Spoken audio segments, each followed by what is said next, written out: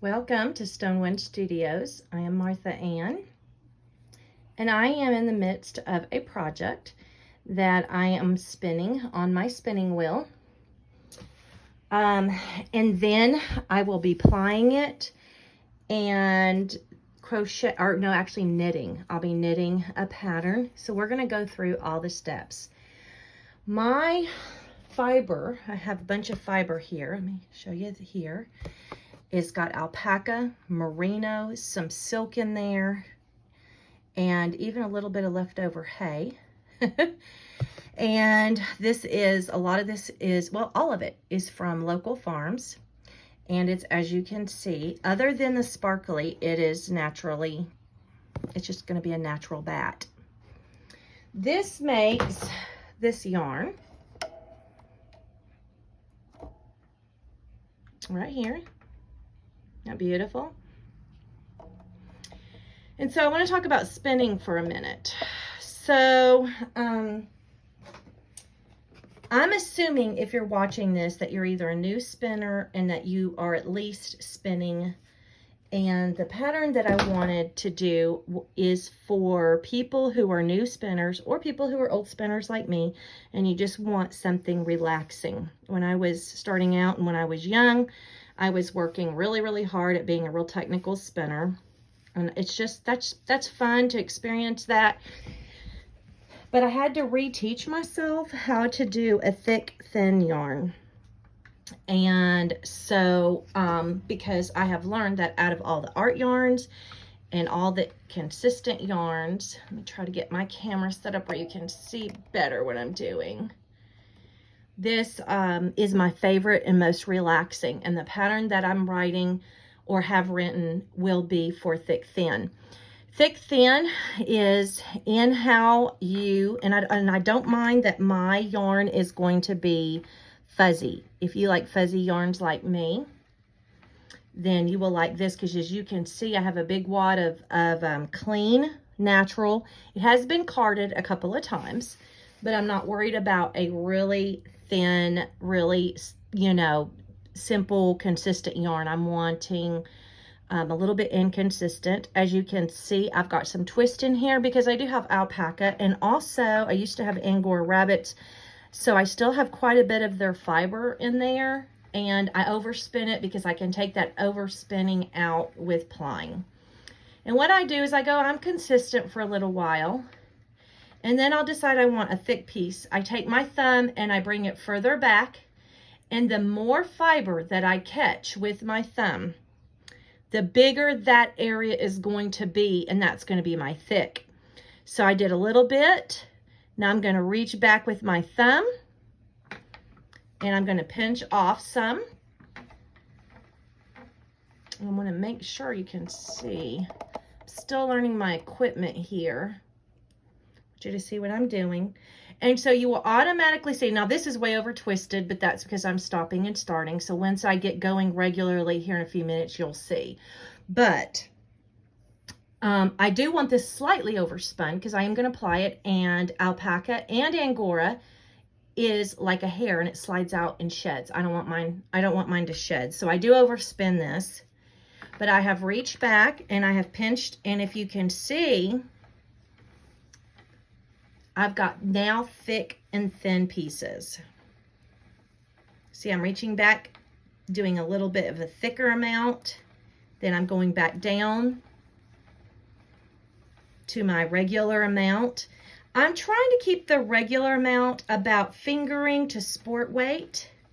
So that would be if you use the numbers. Now I'm going really thin. So see what I do is I pull my hand back, and I'm thinning out those fibers and moving them thinner. I don't want a lot of thin places. I want a few because I like texture, and this shawl is really pretty with texture. It's got lots of holes in it, but it's not got holes that have a pattern. It's just all over lacy, which works well with fiber that is variegated and fiber that is thick thin. If you have lace, shawl, or anything lace that you're wanting to make, and it has a picture. So for instance, if it makes like a diamond where their holes are lined up and they're organized, you do not want variegated, and you certainly don't want thick or thin. You will lose the beauty of the actual lace. But if you're having holes everywhere, all over, then that's perfect for using for your hand spun art bats, because you're not creating a picture with your holes. You're creating a picture with your color and your texture, and it just has the holes in it that creates that beautiful feminine lace look that so many of us love. I am doing this, like I said, hopefully fingering. Once I wash this, we'll see how much it puffs up, but at least a fingering sport weight to the thicker places being a worsted weight. And what that will do is it will create, not only will it create texture, but it will create the warmth that I need. And then those thin areas will help to create that lacy feminine look I'm going for. You can go with this pattern that's going to be released for free with this. You can go from a very bohemian look where you use bright colors and art yarns with things in them and beads and all that, to more of a traditional calm. This is very variegated. I'm looking at my camera and you can't really tell, I don't think, on here, but it goes from a medium dark brown to a creamy white. So it's very variegated, but it's a neutral. So I'll have that feminine look, but I'll be able to wear it with lots of different things as well. So I just wanted to talk a little bit about this. If you're a spinner, and how I spun my yarn and why I'm spinning it the way I am. For this size yarn, fingering to worsted, thick, thin, I'm going to, in my pattern, I'm going to roughly need about 300 yards. So I already have spun and plied 120. So when this fills up, that'll probably be about another 120, 130, and I've got 3 bats.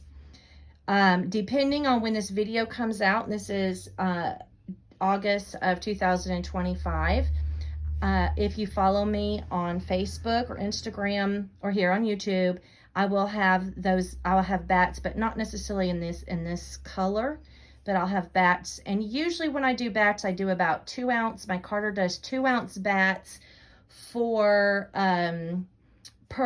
2 ounces per bat, and usually I do 3 to 4 bats, so that way you can make something.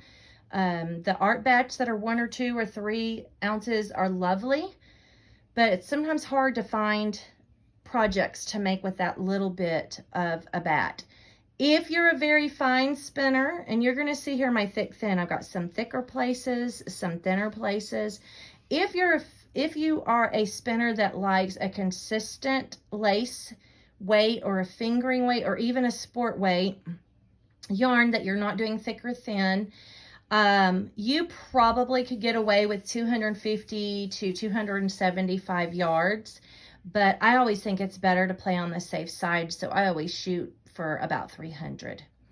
So my next video then will be plying, and then after we ply it, I'll show you how I wash it and set my twist. And then the fun part, well, all of it's fun, but the other fun part will be us knitting up a pattern. And until next time.